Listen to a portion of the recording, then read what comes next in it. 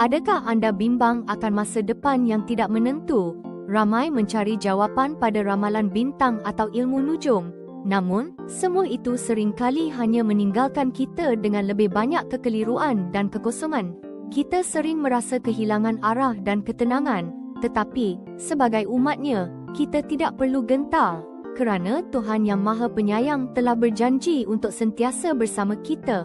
Dalam firman-Nya, seperti yang tertulis dalam Ulangan 18:15j, Tuhan, Allahmu, akan membangkitkan seorang Nabi dari kalangan kamu sendiri, iaitu daripada kalangan saudaramu, seorang Nabi seperti aku.